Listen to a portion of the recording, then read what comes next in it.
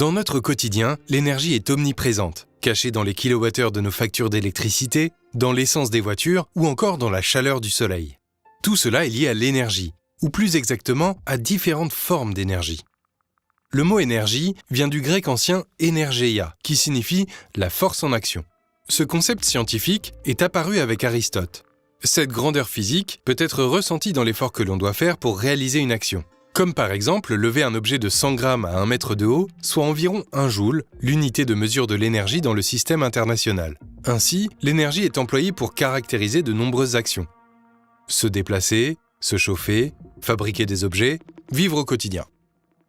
L'énergie peut changer de forme et caractérise des transformations.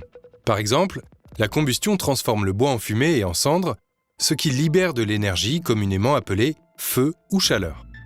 La fusion nucléaire au centre du Soleil transforme l'hydrogène qui le compose en hélium, ce qui conduit à faire briller notre étoile. Le Soleil transforme ainsi de la matière en lumière, une autre forme d'énergie.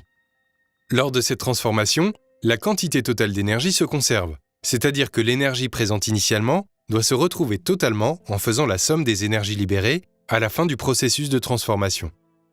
Sur Terre, il existe des énergies primaires et des énergies secondaires. Une énergie primaire pour un système donné, dans notre cas la Terre, est une énergie brute n'ayant pas subi de transformation, dont la source se trouve dans l'environnement du système. Le vent, la lumière du soleil, la biomasse, le pétrole ou l'uranium sont ainsi des sources d'énergie primaire sur Terre. On appelle énergie secondaire une énergie qui est obtenue par la transformation d'une énergie primaire. Par exemple, l'électricité est une énergie secondaire que l'on peut obtenir à partir de différentes énergies primaires.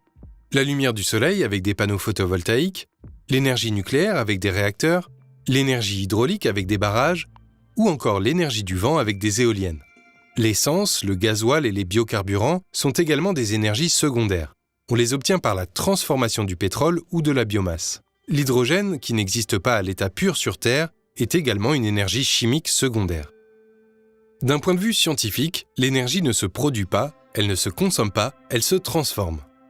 Néanmoins, en économie, on parlera de consommation d'énergie quand on utilise une source d'énergie pour nos usages, qu'elle soit primaire ou secondaire, ou de production d'énergie quand on transforme de l'énergie primaire en une énergie secondaire exploitable pour nos usages.